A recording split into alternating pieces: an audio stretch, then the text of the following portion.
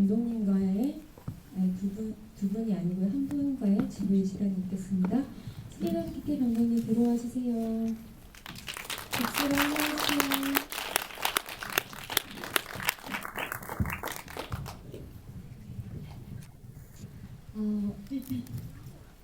저는 스기노 키키라고 합니다. 오늘 설녀 상영에 와주셔서 정말 감사합니다. 저는 6년 전에 환영합니다라는 영화로 여기 이 영화제에 왔거든요. 그래가지고 너무너무 오랜만에 오게 돼서 정말 영광으로 생각합니다. 감사합니다. 네, 저 이 설녀 얘기를 아시는 분도 계실 거고 뭐 익숙하지 않으신 분도 계실 텐데, 이 영화에서 모티브를 얻은 설녀 이야기는 고이즈미 야쿠모 괴담집에 실려 있는 그 설녀 이야기를 계기로 삼고 있어요. 그래서 이 이야기를 영화하게 되신 그 의도나 처음에 어떤 계기가 있으셨는지.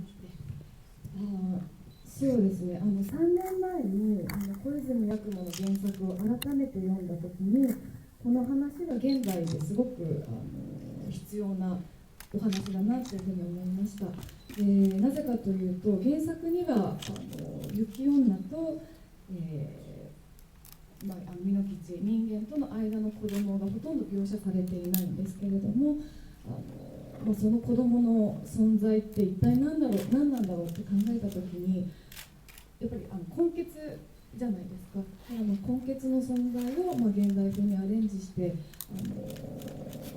描くっていうことにすごく意味があるんじゃないかなというふうに思いました。 제가 이제 3년 전에 이제 그 고이즈미 야쿠모의 이제 그 원작을 다시 읽게 됐습니다. 그래서 이제 다시 읽어보고 이 이야기는 정말 현대에 필요한 이야기가 아닌가 이렇게 생각을 했습니다. 왜냐하면은 이제 원작에서는 이제 이 설녀와 이제 미노키치, 그러니까 이제 설녀와 이제 인간 사이에 태어난 이제 그 자식들에 대해서는 거의 그렇게 묘사가 되지는 않았는데, 그러니까 이제 어떻게 보면 이제 혼혈인 거잖아요. 그래서 이제 이런 혼혈이라는 존재에 대해서 저는 이제 좀 현대식으로 이제 그 제 해석을 해서 이제 그리는 데 의미가 있다고 생각을 했습니다. すいません。で、私は母がソウル出身で在日なので、そういう自分なんというか子供2人の間の子供っていうものにすごく共感をするというか、大事に描いていきたいなというふうに思いました。 실은 이제 저희 어머니는 이제 그 서울 출신입니다. 그래서 이제 제일 교포이고요. 이제 아버지는 이제 일본인인데 공감을 했고, 이 존재에 대해서 정말 그 제대로 이렇게 표현을 하고 싶었습니다. 아버지는 교포입니다. 아버지는 교포네. 원작에는 자녀가 여러 명으로 알고 있어요. 네, 근데 지금 한 명의 딸로 설정을 하신 것은 이 영화만의 독창적인 상상으로 제가 받아들여도 될까요?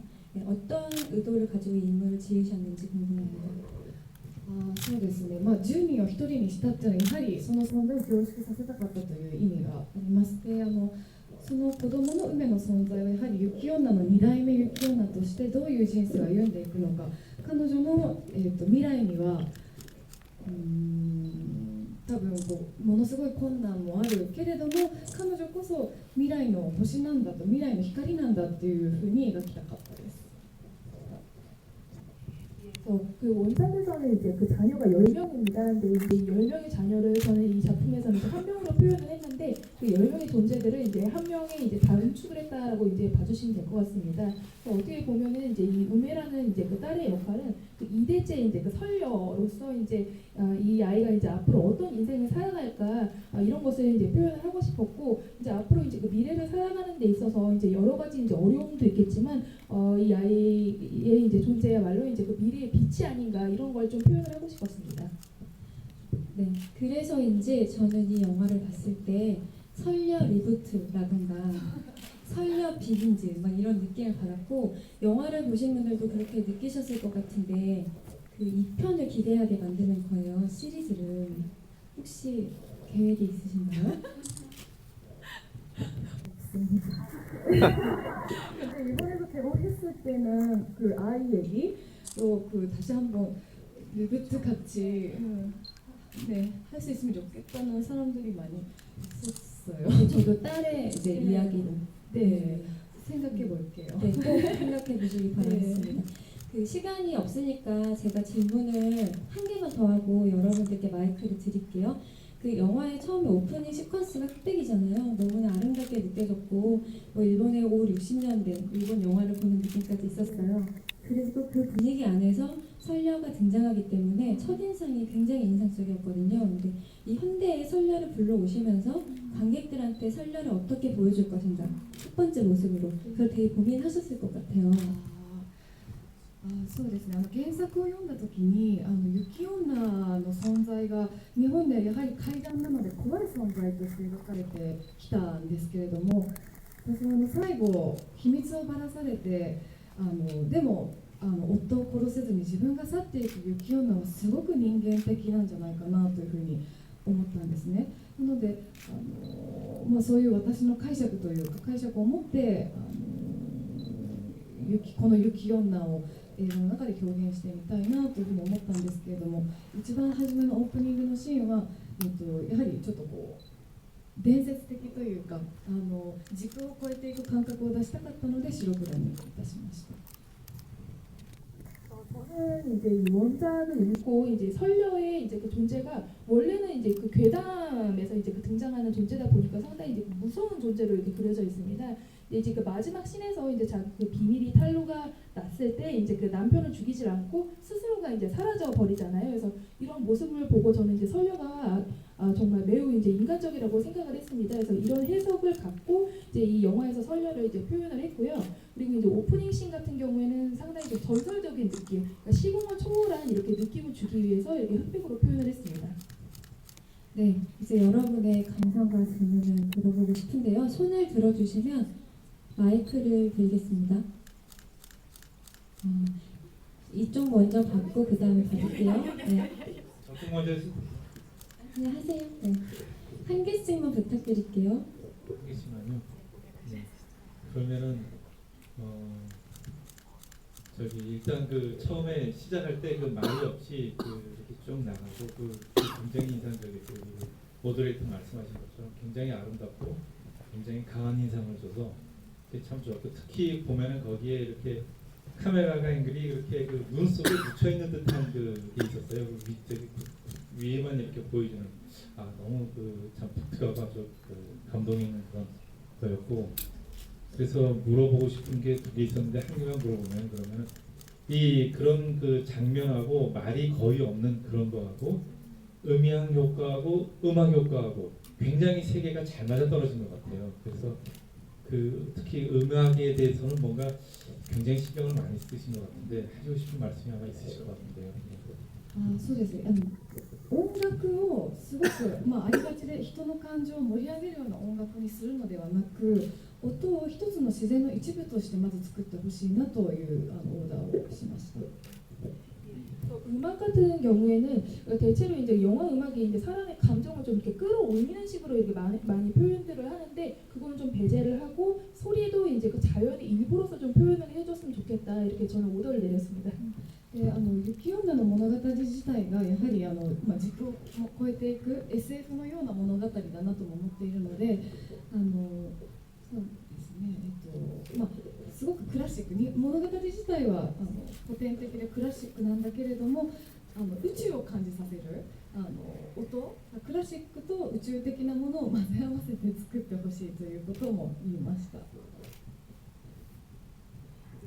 이 설녀의 이제 스토리 자체가 상당히 이제 그 좀 시공을 초월한 어떻게 보면 좀 SF 같은 그런 좀 이제 그 느낌도 담고 있지 않을까 생각이 됩니다. 그래서 스토리 자체는 상당히 이제 클래식한 그런 좀 고전적인 내용이면서도 우주를 느끼게 하는 이런 소리를 좀 표현을 해달라고 이제 제가 주문을 했습니다. 그래서 클래식과 좀 우주가 그렇게 공존한 듯한 느낌, 이걸 이제 전 주문을 했습니다. で例えばお風呂のラブシーンがあったと思うんですけど、シーンは人間と雪女妖怪の交わりのシーンなのでちょっと不協和音を入れてください。入れて音楽家が入れた方がいいんじゃないかというふうに言ってくれました。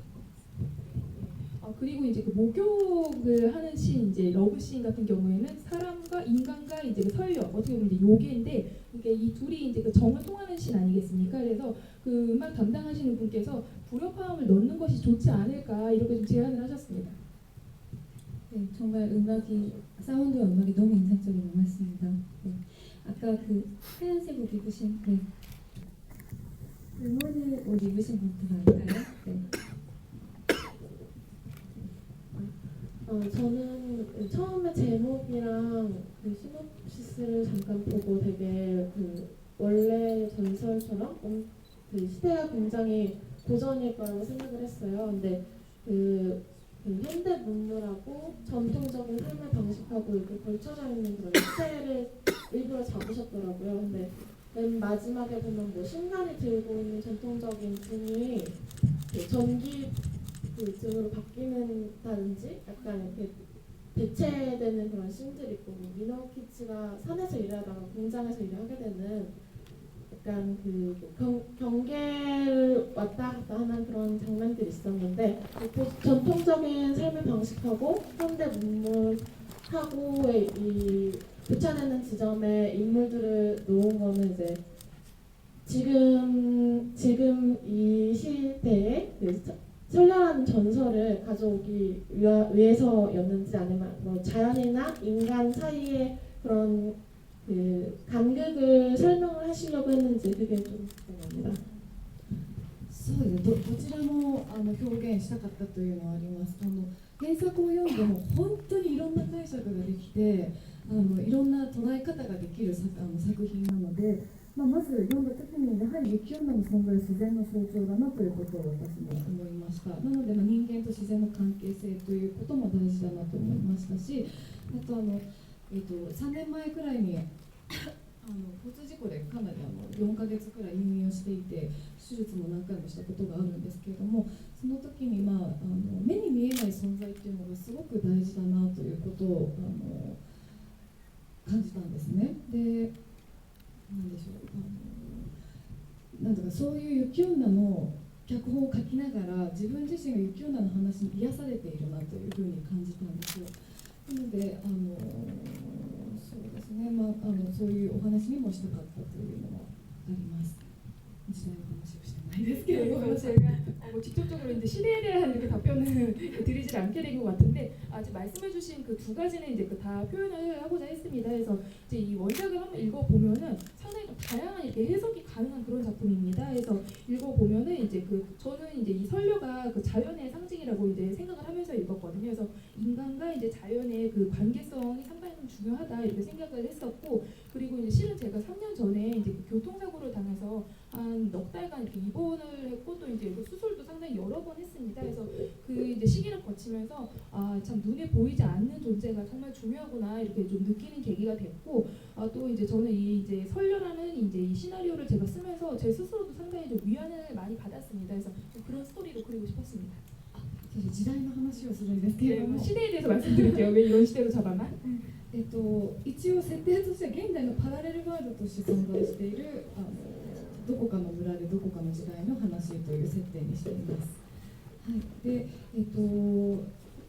そうです。で美術とか衣装なんかは昭和初期を一応設定はをイメージして作ってはいるんですけれども、時代はやっぱこの物語自体が時代を超えていくというか SF なので時代をあえてぼやかして作りました。 시대에 대해서 이제 좀 말씀을 드리자면은 이 설정 자체는 이제 그 현대의 이제 그 패러럴 월드로 이렇게 존재를 하는 어느 시대 또 이제 어느 그 마을 이런 식으로 이제 저는 설정을 했습니다. 그리고 의상이나 이제 그 미술 같은 경우에는 쇼와 이제 그 초기, 그러니까 한 1920년대 한 후반이나 이제 한 30년대 정도 이 시기로 이제 제가 그 설정을 했고요. 그래서 이 스토리 자체가 이제 그 시공을 초월한 이제 SF다 보니까 시대를 그렇게 명확하게 이제 표현을 하진 않았습니다. 네. 한국에도 선세와 나무꾼이라는 일화가 있잖아요. 테이프부터 기고리까지 모노가타리 숫자가 많은 데서 이따가 그 일화의 마지막에도 선녀가 자신의 비밀을 들키고 나서 하늘나라로 가버리는 결말이 나는데, 이번에 설녀 이야기도 일본과 한국이 별반 다를 게 없이 설녀도 그냥 자연으로 다시 돌아가 버리는데 3년 전 사고를 겪으시면서 자연에 보이지 않는 곳에 중요함을 많이 느끼셨다고 하셨잖아요. 자연이나 보이지 않는 곳에는 비밀이 있는 건가요? 아주 좋은 질문이셨습니다. 저는 그렇다고 생각합니다. 그렇다고 생각합니다. 비밀이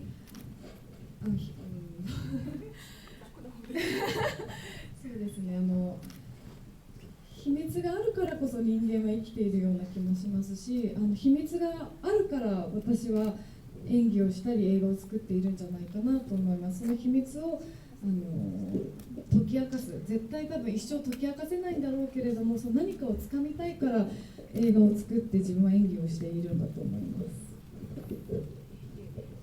이 이제 비밀이라는 것이 있기 때문에 정말 그 인간이라는 존재가 살아갈 수 있고 또 저 자신은 이제 그 영화를 만들고 이제 그 연기를 하고 있지 않은가 생각이 됩니다. 그래서 그 비밀이라는 것을 뭐 영원히 다 완전하게 이렇게 그 다 밝혀낼 수는 없겠지만 뭔가는 좀 제가 이제 그 잡고 싶어서 뭔가는 알아내고 싶어서 제가 이제 영화를 만들고 이렇게 연기를 하고 있지 않은가 이런 생각을 하네요.